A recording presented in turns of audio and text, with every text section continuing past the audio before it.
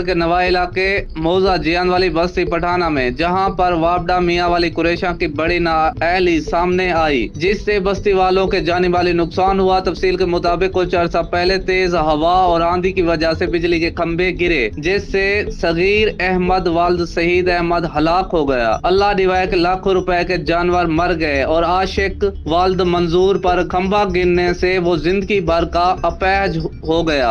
इससे पहले वापडा वालों को दरखास्तें दी गई, जिस पर वापडा वालों ने रिश्वत मांगी और रिश्वत न देने पर वापडा वालों ने काम नहीं किया। अहले इलाका का एक्सियन खानपुर, DC रहीम यार खान, MEPCO मुल्तान, वजीर आला उस्मान बुज़दार, वजीर आजम इमरान खान से अपील है 11,000 की लैंड घरों से हटा दी जाए ताकि जानी माली नुकसान से बचा जा सके। कैमरामैन टीम के साथ शहीद अहमद, पाक एशिया TV, सरदारगढ़।